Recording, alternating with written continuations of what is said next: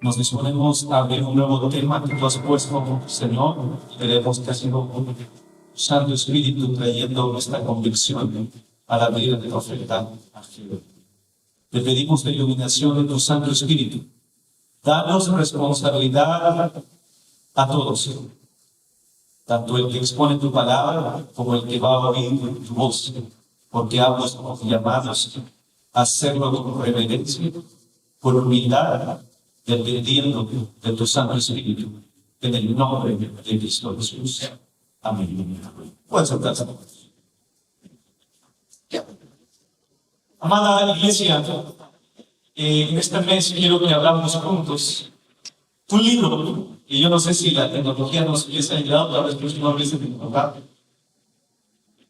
Vamos a estudiar este profeta que algunos dicen profetas pequeños, con un mensaje grande.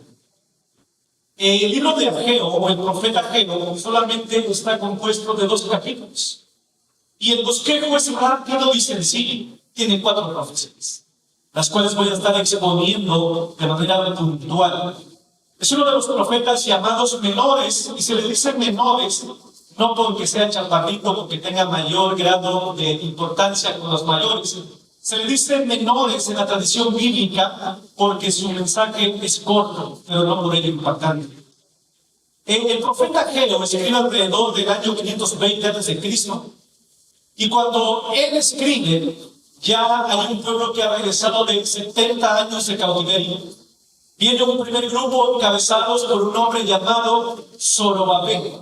Por lo tanto, el primer gobernador después del cautiverio es el hombre llamado Zorobabel, es el gobernador de Judá, reino restaurado. Pero el líder que está dirigiendo en el aspecto, digamos, del culto, es un hombre llamado Josué, el sumo sacerdote. Por demás puede decir que la palabra Josué tiene gran implicación y apuntada, porque significa Jehová es el que salva del hebreo y es el Yahweh. El pueblo, hermanos, como dije, había regresado del exilio. Es el primer pueblo que Dios levanta al rey Darío, moviendo el corazón de un rey pagano, porque Dios es soberano. Y este rey encanta porque en el libro de Esdras dice que él se atribuye siervo de Jehová. Y él dice, como siervo de Jehová, voy a dar libertad a los judíos para que vayan a su ciudad que está en ruinas y construyan el templo. Entonces el pueblo había regresado del exilio babilónico. La misión, hermanos, que traían, oiganlo bien, la misión primaria que ellos traían era reconstruir el templo. Pero cuando ellos llegaron, como todo, empezaron con entusiasmo. Esto nos dice el libro de Esdras, capítulo 3. Después, como que el desánimo llegó con ellos y dejaron de construir. De acuerdo al testimonio del capítulo 3, dice que el templo solamente quedó en sus bases, en su fundamento. Hermanos, la obra se detuvo por 2 razones. Por 3 razones. La primera, por la oposición imperante, porque los pueblos circunvecinos no querían que una nación se levantara. La segunda razón fue porque el pueblo comenzó a perder su prioridad y su identidad. Esto es grave. De tal manera, hermanos, que entonces dice la historia que pasaron casi 16 años, y escúchenlo, el templo seguía en ruinas. Mientras cada familia se dedicaba a sus propios asuntos. Imagínense ustedes, la gran construcción de Jerusalén solo está en los cimientos. Pero todos se dedicaron a sus asuntos, y es ahí, hermanos, donde entra la voz profética, donde aparece por el enviado de Dios el profeta llamado Ageo.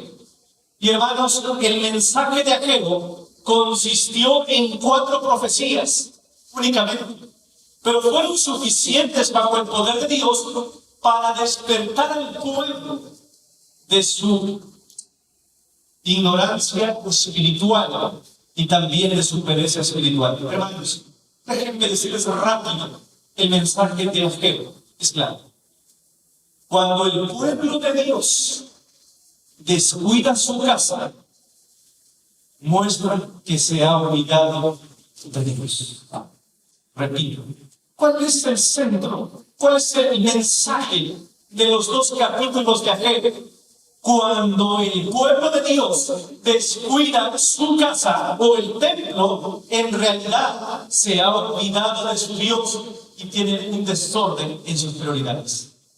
Pero sobre todo, hermanos, déjenme decirles que el profeta Ageo, yo espero corregir muchas cosas con esto, el profeta Ageo es un mensaje corto, pero nos da una teología correcta del templo. Fíjense, hermanos, que yo me he encontrado con el pasar de los años que mucha gente, a pesar de ser cristiana, no tiene una teología correcta del templo. Esta mañana, déjenme decirles rápido, hoy cumple 8 años de Grace. Y alguien le habló por teléfono familiar y le dijo: bueno, hijita, felicidades, ya te dejo porque seguramente vas a ir a la iglesia. Ya después de que regreses de la iglesia, podemos seguir hablando. Y mucha gente, hermanos, cree que venir al templo es lo mismo que venir a la iglesia. De hecho, mucha gente no sabe distinguir entre la palabra templo y la palabra iglesia. Muchos creen que la iglesia es esto. De hecho, los que pasaron a la estación en el concurso bíblico, yo les preguntaba algo tan sencillo. Les decía yo una pregunta: dibujen, hagan un dibujo de la casa espiritual de Dios. ¿Y qué creen que hacían muchos? Dibujaban. Eso no es la casa espiritual de Dios. Entonces, hermanos, Ageo hay que desempolvarlo, porque Ageo es de suma importancia, porque nos da una doctrina integral del templo. Escuchen, doctrina integral del templo, porque la primera profecía está enfocada en el templo como edificio. Pero la segunda, tercera y cuarta profecía va a estar enfocada, y por eso los que conocen la Escritura van a recordar que por eso es importante el libro de Ageo, porque vendrá una gloria aún mayor. Entonces, hermanos, Ageo nos va a decir que el templo tiene dos realidades: la parte física, pero también el templo espiritual, que es la iglesia. ¿Qué nos enseña Ageo entonces? Que el cuidado de la casa, el lugar físico donde nos congregamos, es primordial. Pero de nada sirve tener una gran construcción física si no hay iglesia espiritual en ese lugar. Ahora, ninguno es más importante que lo otro, pero en prioridades, por supuesto, que la realidad o la gloria suprema del templo es, mis amados hermanos, lo que Cristo construyó, y lo voy a enseñar en la profecía número 2, 3 y 4. Pero eso no significa, hermanos, que demeritemos la importancia del edificio físico. Por eso lleguemos a Ageo con esta introducción. Hoy quiero enfocarme en Ageo capítulo 1, versículos 1 al versículo 7. La parte tarde estaré hablando del versículo 8 al versículo 15, es decir, voy a presentar la primera profecía en dos bosquejos diferentes. ¿Están listos? Bueno, comencemos. La primera parte de la profecía número 1, hermanos, Dios nos llama a meditar en nuestro corazón cómo estamos viviendo en relación a su casa. Porque, escuchen esto, y lo voy a decir despacio, hermanos, si hoy te puedes quedar nada más con esto, me doy por buen servicio. Ageo capítulo 1, versículos 1 al 7, se trata de cómo tú y yo nos estamos conduciendo en cuanto al cuidado y la importancia de la casa de Dios, porque de ello depende cómo Dios te va a bendecir. Wow. Versículo 1 a 2. Hay un contexto rápido. Obviamente es en el tiempo del rey David, y ahí vienen las fechas, como ya hemos mencionado, pero se da esta introducción rápida, y luego Ageo entra en materia. Vean el versículo 2. El versículo 2, hermanos, nos va a situar en la razón de la profecía. Así ha hablado Jehová de los secretos diciendo, escuchen hermanos, vean la teología del pueblo. Este pueblo dice, no ha llegado aún el tiempo de que la casa de Jehová sea reedificada. Hermanos, el pueblo se había conformado a decir, todavía no es tiempo de reconstruir la casa. ¿Pero de qué sí es tiempo? De construir lo nuestro. En pocas palabras, en el versículo 2, encontramos la razón por la cual Dios irrumpe en su pueblo y trae la voz profética. Porque, hermanos, en una paráfrasis, el pueblo está diciendo, ahorita no hay tiempo para el templo, es tiempo de reconstruir nuestras casas. Hermanos, aquí encontramos dos pecados graves.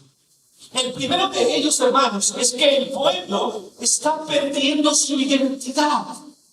La razón, mis hermanos, por la cual Dios levanta el cautiverio y los regresa a los expatriados, los regresa a su patria, es porque son el pueblo de Dios. ¿Escucharon esto? La razón por la cual Dios liberta es porque son el pueblo de Dios. Escuchen. Y el ícono más representativo de que son un pueblo apartado es el templo. ¿No se les olvida esto? La forma de saber que Judá o los judíos son el pueblo de Yahvé es porque tienen el templo. Por tanto, entonces, la razón primordial al llegar a Jerusalén es que tienen que construir el símbolo visible de quiénes son. Hermanos, esto me lleva a hablar de la esencia del templo.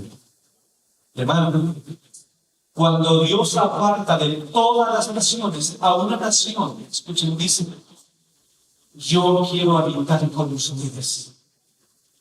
¿Escucharon esto? Todos sabrán que yo soy su Dios porque quiero habitar con ustedes, hermanos. Ese es el significado sencillo del templo. Dios descendiendo a un lugar físico para encontrarse con su pueblo y estar en comunión. Entonces, hermanos, la primera realidad del templo tiene que ver, en primer lugar, que Dios habita en medio de su pueblo. La forma de representar esta realidad, Dios habitando con su pueblo, es a través de una casa. Quiero que me acompañes al primer libro de Reyes, capítulo 8, versículo 27, por favor. Vamos a pedir a todos los varones que lean este texto. Primero de Reyes, capítulo 8, versículo 27. 1, 2, 3.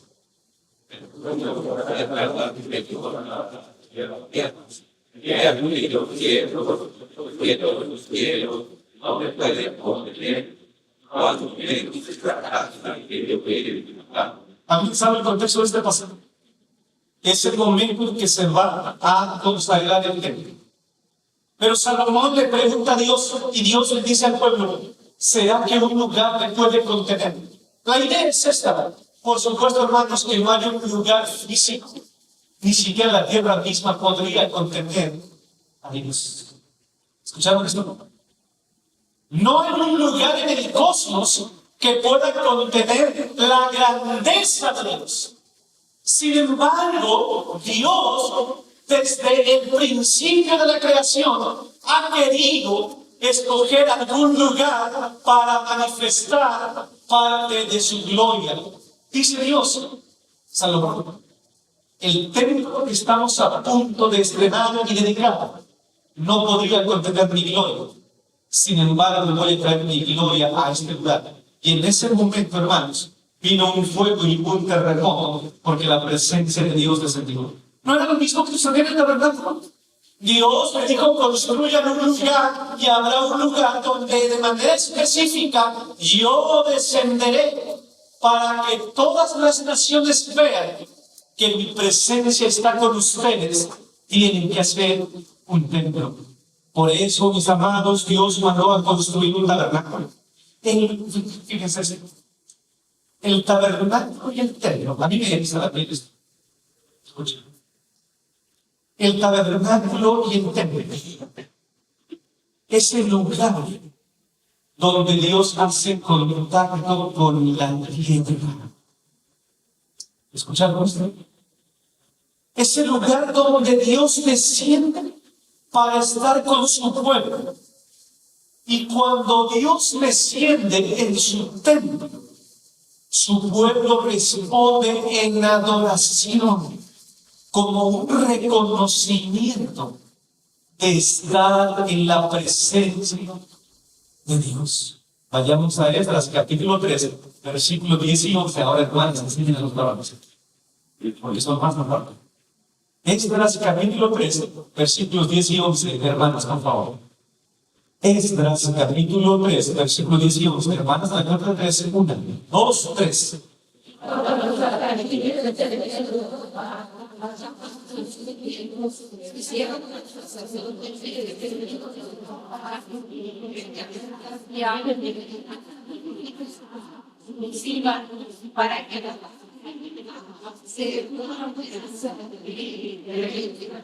Para que alabasen a Jehová. Vean esto fuerte, hermanas.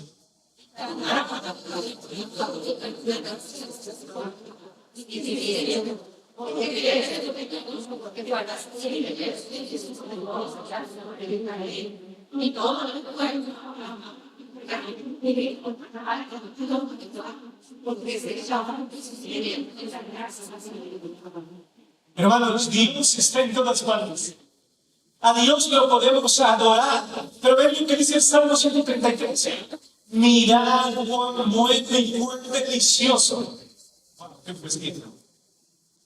Miren cuán bueno y delicioso es habitar a los hermanos juntos en armonía. Y luego viene por si habría que decir porque es una parecida que nada que ver con nosotros. Es como la barba de Aarón que desciende y baja. Pero ven cómo termina el texto. Porque allí envía Jehová bendición y vida. Hermanos, el pueblo había olvidado eso. Dicen ahora que ya no hay tiempo para eso. Que ahorita hay que levantar la nación, hay que construir las casas propias. No es mi enfoque, pero tengo que decir, porque este mensaje es profético. Una nación que no tenga a Dios en primer lugar es una nación en camino a la fracción. La nación creía que para levantar la nación, primero cada familia tenía que levantar su casa. ¿Qué peor error? Porque para que una nación sea próspera, lo primero que tienen que reconocer es la presencia de Dios habitando en medio de ellos. Ahora, dejemos un poco el elemento nacional. Pensemos en el propósito de Israel como pueblo de Dios. Hermanos, en pocas palabras,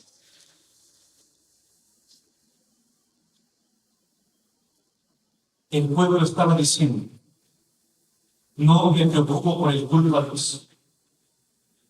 No me interesa ahorita construir la representación visual de que somos nación de Dios, donde Él decide y nosotros le adoramos reconociendo que Él es el dueño de todo. Hermanos, ¿saben cuál es la razón primordial por la cual somos iglesia? La constitución de la iglesia presbiteriana lanza una pregunta y dice, ¿cuál es el propósito de la iglesia? Y hermanos, el primer propósito de la iglesia es doxológico. ¿Y qué significa eso? La primera razón por la cual somos iglesia es para rendirle culto a Dios. Para darle gloria y honra, hermanos, nuestro propósito es la adoración, la enseñanza, los sacrificios. Pero el pueblo dice, eso hay que dejarlo para después, ¿no? ¿Te suena lo que dice? Ya no me dio tiempo, pero quería poner una imagen del domingo a esta hora y el miércoles a las 6 de la tarde.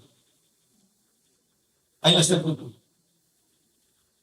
¿Qué cosas, hermano, interfieren en tu semana? De tal manera que dices, para mí el culto es algo que puedes permitir. Para mí ir a la casa de Dios no es tan importante. Pero hermano, sí. El segundo pecado de Israel es que saben lo que tienen que hacer y no lo hacen. Ellos dicen, hay que levantar la casa, pero ahorita no es tiempo. ¿Te das cuenta? Vean lo que dice el versículo 2 de Ageo, capítulo 1. Dice, me encanta en el hebreo, y pueden ponerlo, hermanos.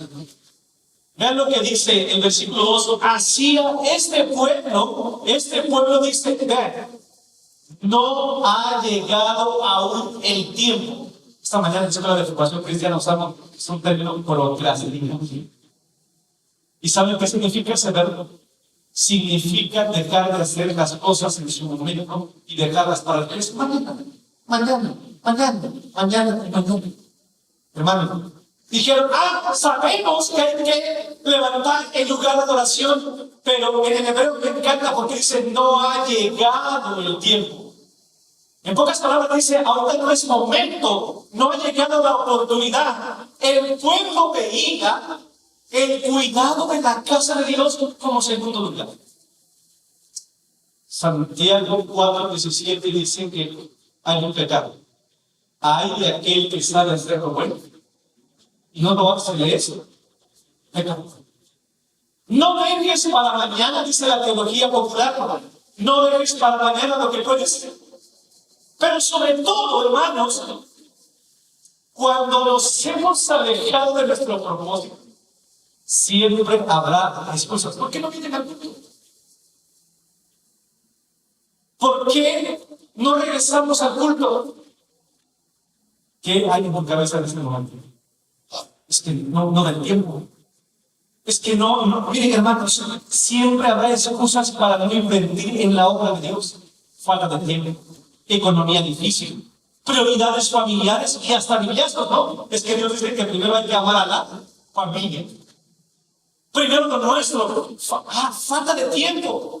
Hay quienes se atreven a decir, ahorita voy a hacer una buena vida estable y después ya me voy a dedicar y voy a ir a todos los cultos. Esos hermanos que van al culto no tendrán necesidad. No tendrán tiempo. Hermano, no es un asunto de tiempo. Es un asunto de prioridades. Es un asunto del corazón. Versículo 3.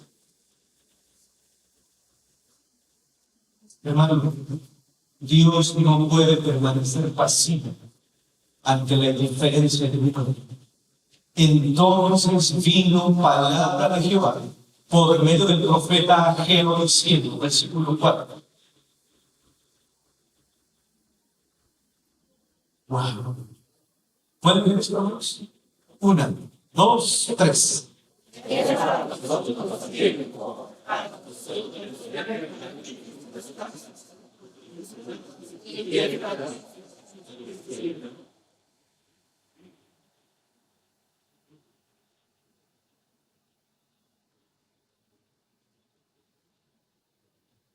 La razón por la cual el pueblo ha postergado la construcción de la casa de Dios, dice que están ocupados en sus propias necesidades, en sus propios asuntos. Ellos están empeñados en tener casas lujosas. Pero hermanos, vean cómo eso contrasta. Encontramos un paralelismo antitético en el hebraísmo, una comparación. Hermanos, dice, vean cómo están sus casas y vean cómo está el templo. ¿Qué grado de comparación usa en este lenguaje? Dice, sus casas están artesonadas y la casa de Dios está en ruinas. Me gusta la palabra artesonada y pasé mucho tiempo mirando en ella. Viene del hebreo sepuní. Y yo decía, ¿qué significa artesonada? Algunas traducciones más directas traducen casas paneadas, pero dejemos un poquito eso. El punto es, hermano, que literalmente sus casas estaban lujosas. Tenían casas revestidas de madera, casas cómodas, terminadas, De hecho, la versión 60 traduce artesonaba, pero la raíz que ellos toman es la palabra arte. ¿Ya lo notaste? La palabra artesonada. ¿Y qué quiere decir esta imagen? Tenían casas diseñadas. Tenían casas donde había un buen diseño. Habían pasado 16 años trabajando con empeño para que cuando alguien pasara en su casa dijera: ¡wow! ¡Qué bonita casa tienes! Hermanos, ¿saben ustedes que hay lugares donde tú llegas que han sido declarados patrimonio cultural de la humanidad por cómo están construidas sus casas? Tú llegas al centro de San Cristóbal y los hermanos de la iglesia, hermanos nuestros de Divino Redentor, me decían un día: nosotros no podemos hacer algún cambio al templo, porque este templo es patrimonio cultural, es arte, decían ellos, es cultura. De tal manera que para cambiar algo, nosotros tenemos que meter una solicitud al municipio para que nos autorice. Yo les preguntaría, yo sé que en cursos de ropa y género, tampoco no es padre ver cómo están las casas de San Cristóbal. Hermanos, no hay casas lujosas. A mí me ha tocado estar en lugares donde hay casas donde uno dice: qué bonito, y te quedas con la boca abierta. Y ya nada más te queda la resignación, pues la guía va a estar mejor en el cielo. Hay casas hoy en día inteligentes que nada más aplaudes. Yo quiero una de esas, que nada más aplaudes hacer las cortinas, cada vez más te vas a parar con todas esto y lo otro, y todo se hace. Es la casa de cada uno era también lujosas, pero el templo estaba en. Y sabes cuál es la palabra que usa Dios: desierta. ¿Y qué te refleja eso? Hermano, desierto significa un lugar descuidado, con telarañas y tigres de hermana, ver no ven hacia Dios. Y ahora, ¿sabes? El profeta Jeremías dice, una profeta Isaías, una profecía, perdón, dice que cuando la gente iba a pasar frente al templo, imagínense, iba a pasar por el templo, iba a menear la cabeza y decir: ¡ella! ¡Miren la gran gloria de Jerusalén! ¡Miren el gran templo! Ahora es un nido de chacales, porque, hermano, desierto significa que cuando un lugar está descuidado, llegan los animales silvestres, se les descomposan. Hay templos tan descuidados del siglo XXI que puedes encontrar ratones y muchas telarañas. Qué vergüenza. Ustedes dejarían que su casa se casque. Ustedes dejarían que su casa se casque. Esa es la idea. El templo se pospone cuando nos volvemos, dice Calvino, el templo se pospone cuando nos volvemos devotos de nosotros mismos y consideramos solo lo que es ventajoso para cada uno de manera individual. Qué bonito se veía que Jerusalén, casas artesonadas, casi llegaban a darle patrimonio cultural, ¿no? Pero el templo, hermanos, estaba en evidencia. Y tienen que venir con consecuencia. Versículos 5 y 6, hermanos, por favor, vayan. Hermanos, lean el versículo 5, 1, 2, 3.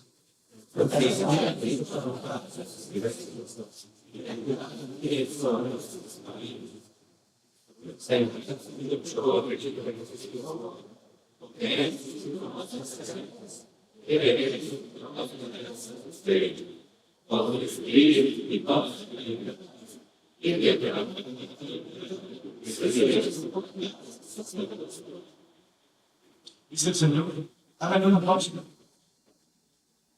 La palabra meditar, hermano, dice Dios, el llamado de Dios. Este texto se repite porque es el centro de esta profecía.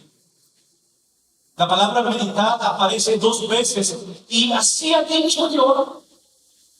Hermano, Dios, déjenme decirles, cuando comienza la palabra, así ha dicho Jehová. Escúchenme por favor, hermanos. Así ha dicho Jehová, revela que Dios está preocupado por qué cuidado le damos a su casa. Así es sencillo, hermanos. Esta profecía revela y desmantela la teología dualista de decir, lo más importante es que nos amemos como hermanos del templo, que esté como esté. Mentira. Dios no puede permanecer pasivo ante tal situación. Él habla a su pueblo ante tal extravío. Y hermanos, en primer lugar, habla a los líderes. Si usted notó, esta profecía en primer lugar fue dirigida al gobernador y al sacerdote. Y también al pueblo general. Pero la segunda palabra es meditar. Fija atención en tu conducta, hermanos. Dios dice, mira lo que estás haciendo con esta acción. Dejar el templo y sus actividades en segundo lugar y dedicarte a tus cosas es algo que refleja que tú no valoras la presencia de Dios. ¿Se dan cuenta de esto? ¿Se dan cuenta de esto, cristianos? Hagan una pausa. Tu conducta, tus caminos están mostrando que hermanos, lo que Dios está diciendo es, analiza tu corazón. No es falta de tiempo, no es falta de otras cosas, es que tu corazón está en primer lugar tú, después tú y por último tú. ¿Se dan cuenta de esto? Fija el corazón en tu estilo de vida. Hermano, Dios llama nuevamente, mediten. Este versículo lo encontramos desde el templo. Se aclara que el propósito de reconstruir el templo no solamente era el edificio en sí, sino lo que simboliza. Representa a un pueblo que tiene en primer lugar a su Dios. Este pueblo, hermanos, sabe que Jehová de los ejércitos es el único Dios verdadero. Pero ese único Dios verdadero debe ser adorado. Cuando yo pongo en primer lugar la casa de Dios, yo estoy reconociendo que soy criatura y que Él es el dueño de todo. Vayamos a algunas citas para recordar esto. Éxodo 25:8, por favor, hermanos a mi derecha. Hermanos del centro, Deuteronomio 12:15. Y hermanos de mi izquierda, por favor, lean Éxodo 28:11. Nos vamos poniendo de pie, por favor, cuando encuentren la lectura. Hermanos de mi derecha, Éxodo 25:8, centro, Deuteronomio 12:15. Y después, Éxodo 28:11. Pónganse de pie, hermanos, que los demás escuchen, porque van a pasar en la pantalla. Chéquense, pues. Vamos a estar en pie. ¿Listos, hermanos? 1, 2, 3.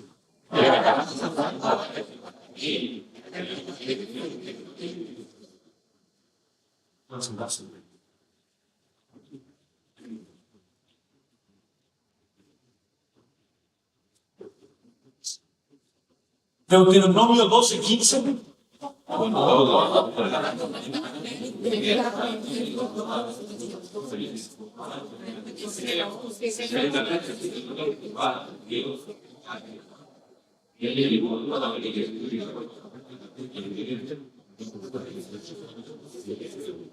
Porque yo no estoy equivocado, no es así, claro, ahorita lo repito. Hermanos, no pueden darle gracias. Hermanos de mi izquierda. Escuchen esto. 1, 2, 3.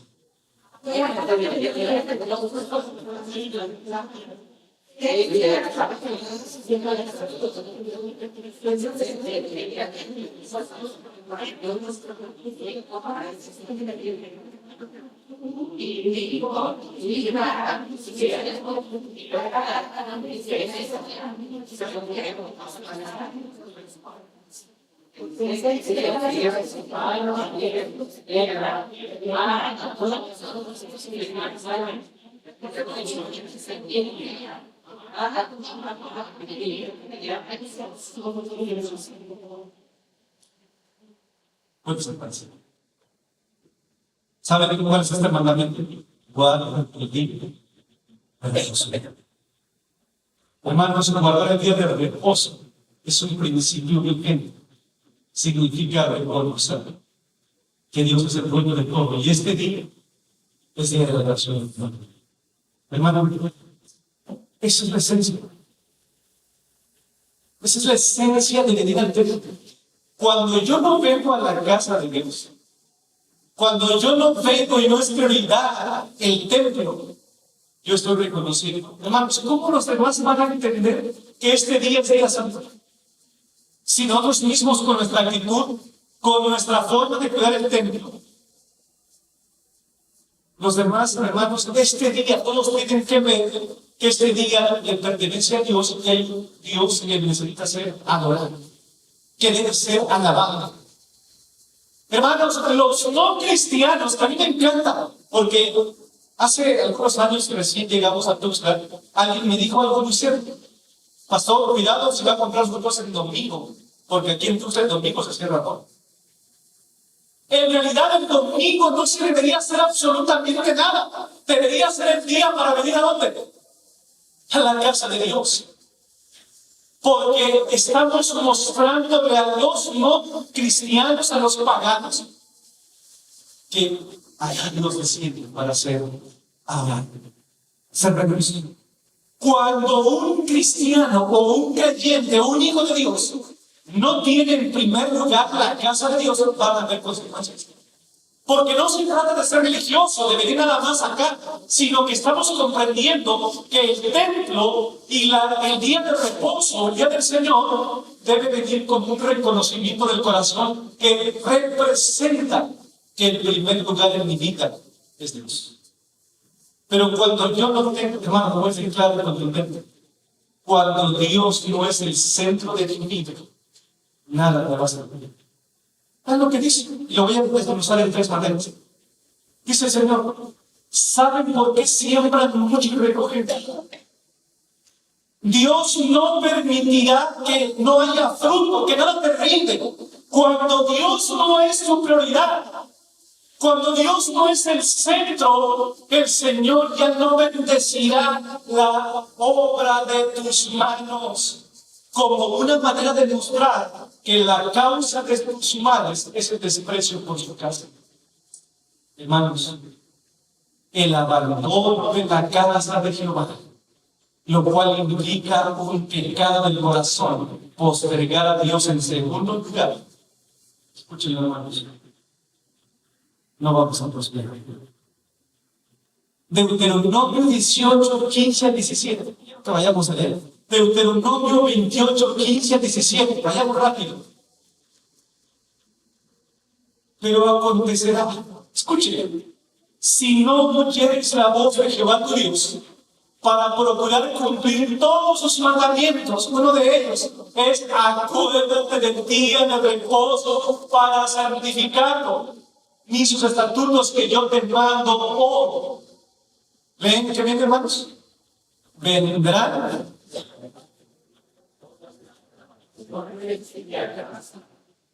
Si tú no tienes a Dios en primer lugar, vendrán consecuencias. Dice, vas a recibir maldiciones y te alcanzarán. Versículo 16, por favor. Maldiciones. 1, 2, 3.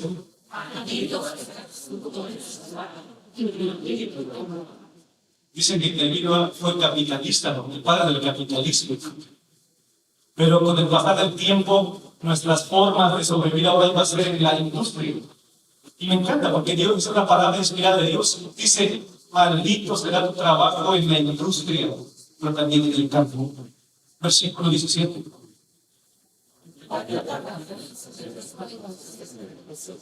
Vamos a leer, vamos. Los que hacen sus casas no le ponen un lugar, los arquitectos saben que este es el lugar para los blancos, como le llaman. El lugar donde está la residencia.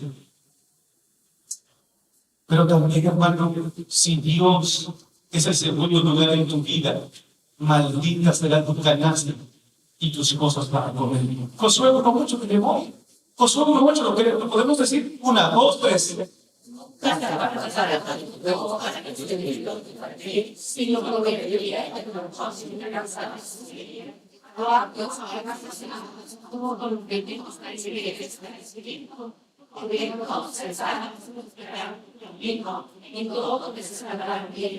O sea, hermanos, No nos matemos buscando por qué no nos va bien si tenemos el desprecio del día del Señor. Si la casa de Dios es el segundo lugar en su presencia. Ahora, quiero llevar a ese algo muy conocido. Vayamos todos y subrayen en su Biblia. Salmo 127, 1 y 2. Salmo 127, 1 y 2. 1, 2, 3. Si Jehová no edificara en la casa, en vano trabajan los que la edifican. Si Jehová no guardara en la ciudad, en vano vela la guardia. Versículo 2, vean lo más duro. Por demás está que os levantéis de madrugada y vayáis tarde a reposar.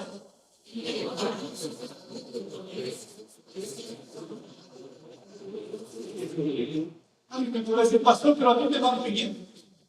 Pero dice el proverbio es que hay casas llenas, a las cenas llenas, pero hay rigor y golpe. ¿Estaban artesonadas sus casas? ¿Tenían casas sus cosas? Sí, pero estaban vacíos. Hermano, mejor es la casa donde hay legumbres. Yo le pongo, no sé qué verdura quieras ponerle. Donde hay frijolito, pero hay paz y amor. Que lugares llenos de remakes, donde la bendición de Dios nos da. Siguiente punto, hermano, versículo 20, eso voy. De Ageo, coméis y no saciáis. Bebéis y no quedáis satisfechos. El profeta dice que cuando la casa de Dios no está en primer lugar, es como que se dijera, hay gente que tiene tanto, pero eso no le llega. ¿Puedes notar eso? Si Dios no es nuestra prioridad, hay mucha gente que tiene muchas cosas, pero el juicio de Dios sobre esas personas no son la abundancia, sino que a pesar de su abundancia, no están satisfechos. ¿Saben qué decía Rockefeller? El hombre más rico de Estados Unidos que amasó más riqueza que Bill Gates. Cuando él estaba a punto de morir, le preguntaron, si puedes vivir, ¿qué más quieres? Y decía, ganar $1 más. Hay gente que tiene tanto, pero está vacío. Hay productos abundantes, pero suenan insatisfechos. Sucede a menudo con la gente. Tiene sustento, tiene lo suficiente, pero está vacío. Tiene hambre espiritual. ¿Sabes qué? Uno de mis textos favoritos. Escuchen, la bendición de Jehová enriquece y no hay nada de tristeza con ella, porque le van a muchos que quedan. Inciso 6, se vistieron, pero no se calentaron. Dice Ageo capítulo, se visten y no se calientan. De nada sirve que tengas tanta ropa. Puedes usar las mejores marcas, pero si Dios no es el centro de tu vida, en vano pega la guardia. Hay gente vestida de toda la mejor ropa, pero es la persona más insegura del mundo. Es la persona más insatisfecha y cree que del vestir está la identidad. ¿Sabes qué? Dios ha juzgado su vida porque no es el centro de su corazón. Hermano, ¿a quiénes ustedes no les alcanza su dinero? Vean cómo termina el profeta. Y el que trabaja jornal recibe su jornal en tu.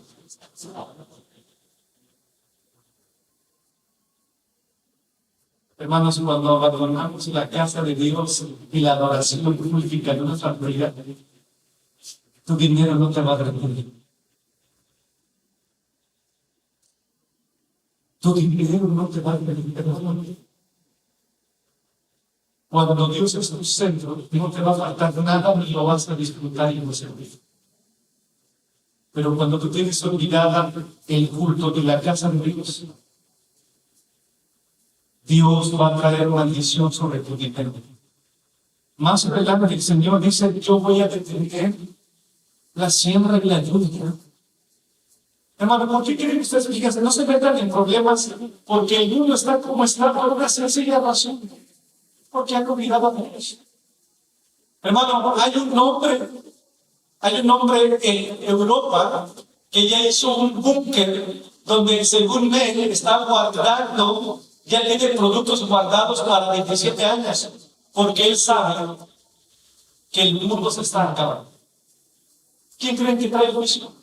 Dios. Cuando una nación no tiene como centro a Dios, el Señor detendrá el viento, la lluvia y la cosecha, y se acabará. Ahora, dejemos a la nación. Cuando tú no tienes como centro la casa de Dios, cuando tú no tienes como centro venir al culto, dice tu quincena, porque eso es Orlando, tu quincena no te va a rendir. Yo termino diciendo, hermanos, ¿qué queremos hacer de este tiempo? ¿Cómo vamos a embellecer este tiempo? ¿Será que cuando alguien viene a ese templo, se queda con la boca abierta y dice, ¡wow! ¡Qué bonito lugar! Déjame darte un dato reformado. ¿Te has preguntado alguna vez por qué los templos de la Edad Media eran tan majestuosos que llegaron a ser considerados el séptimo arte? Tú entras a las iglesias de la Edad Media y, hermanos, hay lugares de ese tiempo donde incluso los artefactos que tenían enfrente estaban cubiertos de oro. Sí, sí. Hermano, si a mí me dieron la oportunidad de ir a Europa, ¿de qué eran los templos? Porque los templos reflejan la teología de cada nación. Pero, hermanos, hay mucha gente que dice, no importa el físico. La gente, en primer lugar, debe quedarse impactada. Debe quedarse impactada por la arquitectura de un templo, porque es casa de quién. Pero, hermanos, hay templos que dan este. Hermanos, si la casa de nuestro Dios que tenemos está bien, está lujosa, porque no se trata de lujo, se trata de reconocer que para nosotros este lugar es preciado, porque aquí habita la presencia de gente. Y si nosotros no estamos haciendo eso, por eso no nos pagamos por el reino. Ponte de pie conmigo. Ponte de pie. Ponte de pie. A mí me encantaría, no voy a dejar de existir. A mí todos los que estoy viendo en este momento, esta mañana, regresen por la tarde. Porque si tú no regresas por la tarde, literalmente le estás diciendo a Dios, no es tiempo de venir a la casa de Dios. Estás reflejando que Dios es el centro de tu vida. Hermano, qué tristeza será cuando pasa una persona que venga por primera vez y dicen que ahí está la presencia de Dios y nada más sabemos tres. Tres que todavía se animan a decir, no, solo ofrecen el nombre de Jehová, por ejemplo. Grítale que este día dormir a tu familia, que este día tú estás en su presencia. Porque para ti, el centro de tu vida es Dios. Pero si tú no representas de manera gráfica, amando el templo, cooperando para el templo, viniendo al templo, va a ser tocada en tu vida. Y yo espero que hoy me digas antes de llegar a la mesa, Señor, el no ofrendar, el no cuidar el templo, el no venir a los cultos, estoy mostrando que tú eres el segundo lugar. Hoy puedo declarar que es el cielo del Señor. Que mi vida refleje, que me importa tu casa en todos los enemigos.